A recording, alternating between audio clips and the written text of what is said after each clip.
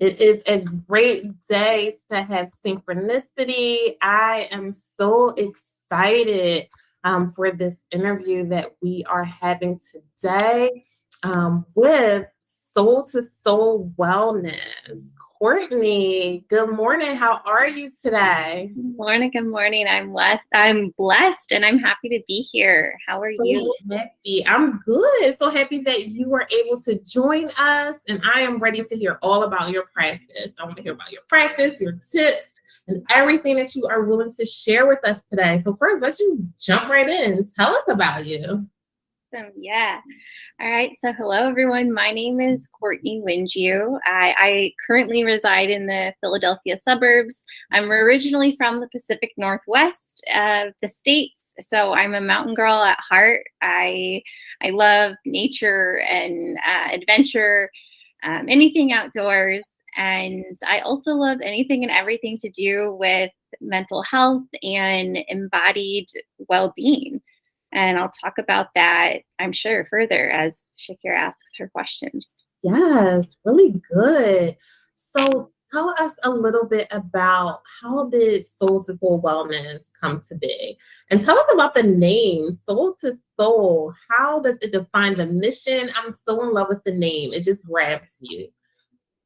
I'm happy to hear that, as I am also a lover of words. I always have been, and synchronicity as well, and like dual meaning. So soul to soul, yeah, I'll reel it back a little bit. Really, the origin of it, my business, it's an LLC, was January of 2022.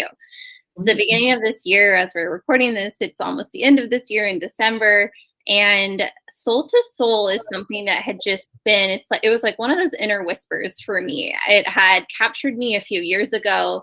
And I don't know if any of you prescribe to Gabby Bernstein's thoughts or books, but and it talked about in Big Magic too. I believe that's Elizabeth Gilbert. Anyway, it's just the like theory of thought manifestation and how thoughts move like energy. And it might channel through you, and if you don't grab it, someone else might grab it.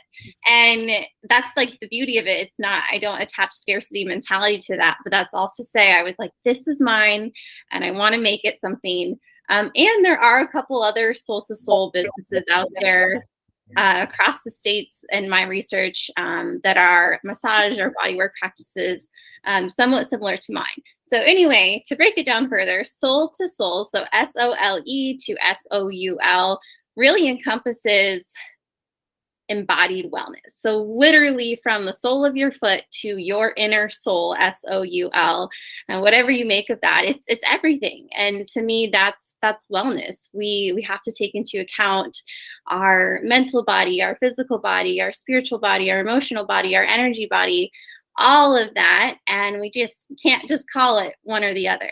So it's all encompassing.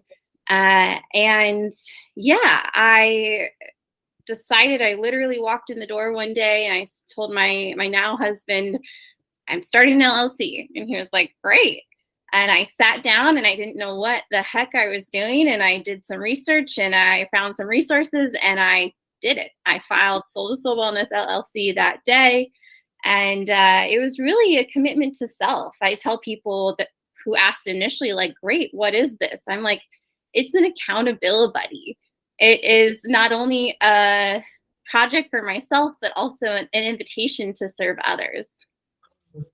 I love it. Courtney, your words is like a massage that is just coming in through the airwaves. I am feeling your frequency and it is very soothing. So I appreciate that. Thank you.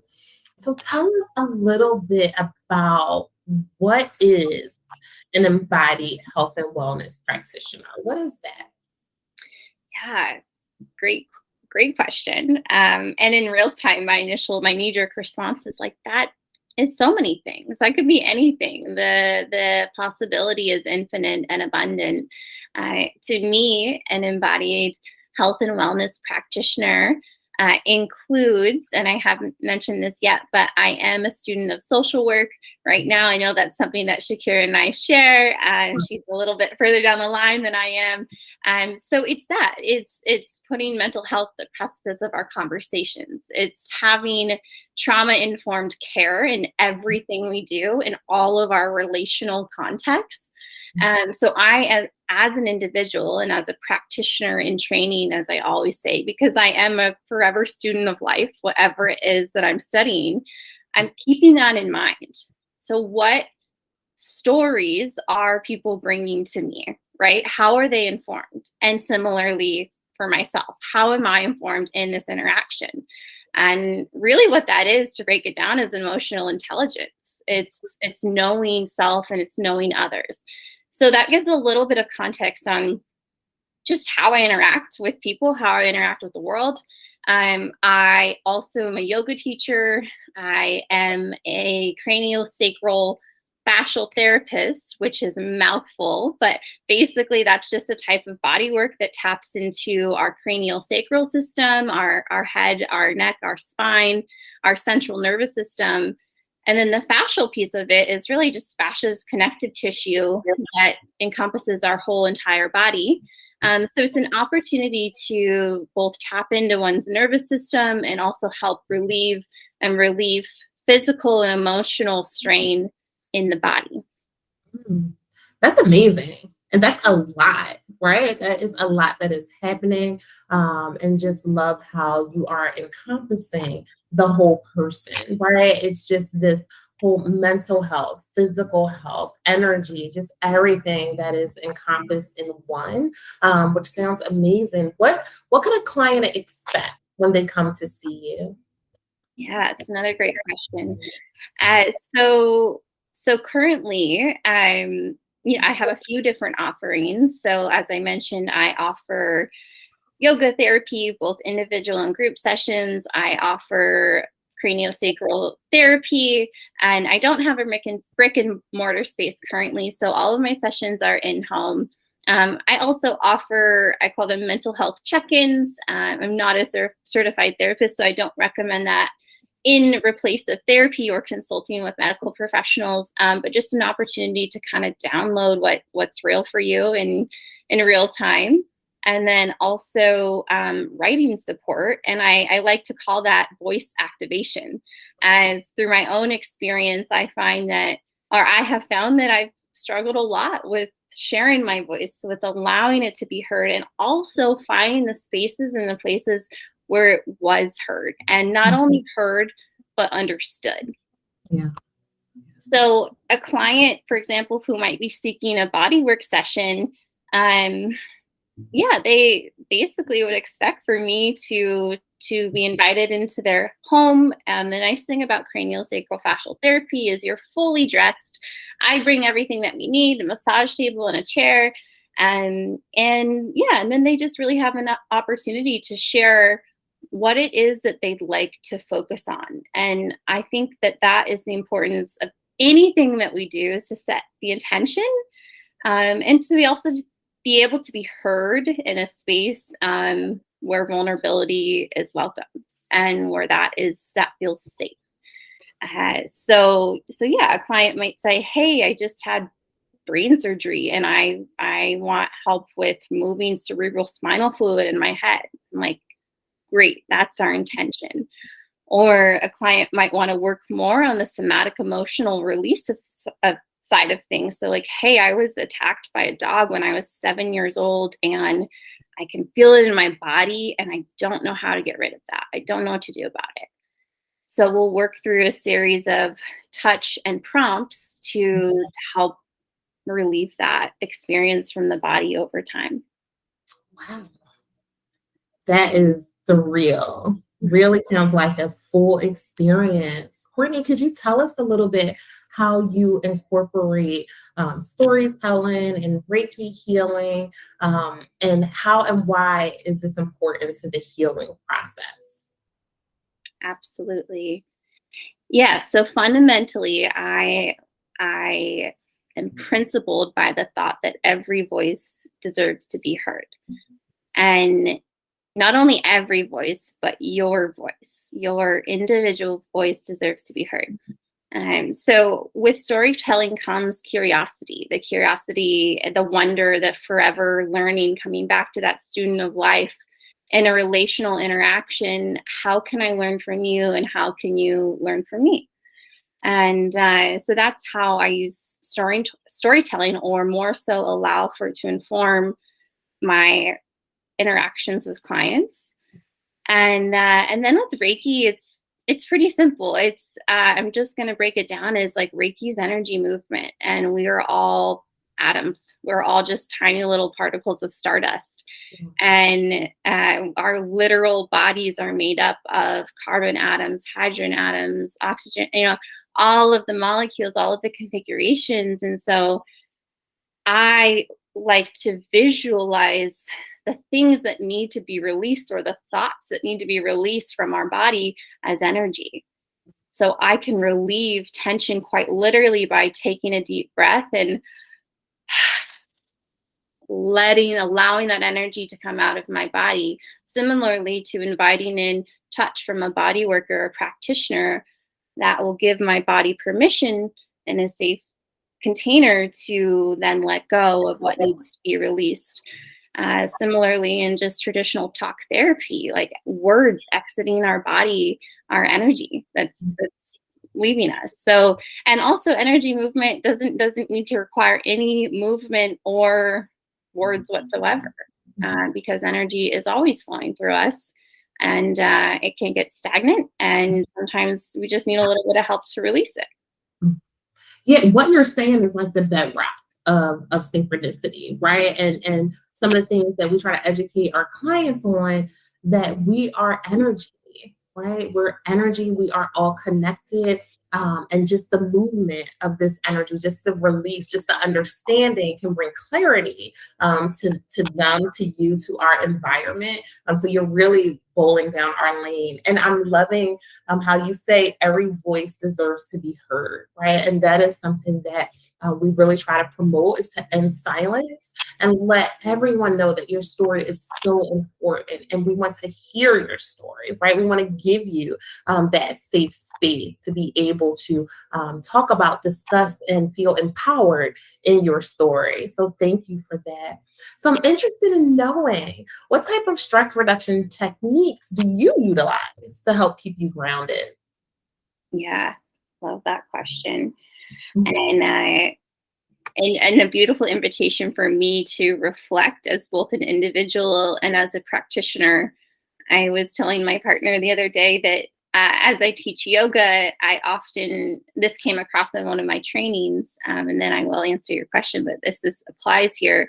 One of my trainings, a teacher said, oftentimes the teacher cues what the teacher needs to hear. Mm. And it's a beautiful representation of just the divine, because I don't know what I'm going to teach when I show up to a yoga class. It's intuitive, and I like to address the feel of the room and my students and their abilities. And so it's never planned. Which in those moments, as we know, that's when the divine can present itself and will. And so I'll say like something about boundaries, or like being the need to feel grounded. And I'm like, oh, funny. Like I must need to hear that. So that's all to say. One, some stress relieving techniques that really support me, and that are also ever changing. But breath, like literally just the simplicity of taking a deep inhale, deep exhale. And I'm doing so now in offering, yes, the invitation for you to do the same. And the reminder of like, oh, yeah, this is a tool within me that's literally sustaining my life day in and day out. Think of it as like just paying respect to your breath. Like, oh, hey, breath, I'm going to say hi, right? I'm going to inhale you in, I'm going to inhale you out. Like, okay, we're here, we're good. And that's my number one tool in any context, because I can't always just pop into a downward dog, in the middle of a conversation. Like, Right. truth be told. And then also nature connection.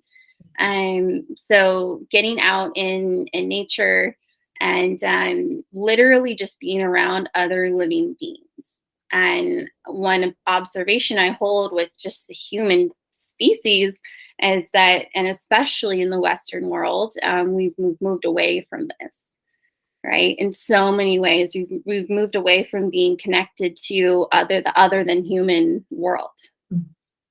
And so just getting out on the grass without your shoes on and exchanging energy, and going for a hike, and that might feel arduous in so many ways, but it doesn't have to be all uphill, right? It could be a walk. It could be a gradual flatline stroll, but we're exchanging energy with the other than human world. Yes, yes, yes, yes. Oh my goodness. I'm telling you, just your words. I just feel the relaxation, that breath was something that was needed. Just slows down those thoughts and kind of give you some clarity, and just relaxes your muscles. So definitely, that's amazing. Courtney, what makes you continue this important work? The need for collective healing. I'm pretty much going to leave it at that. The need for both individual and systemic collective healing. Love it. How would you explain the mind, body, and spirit connection?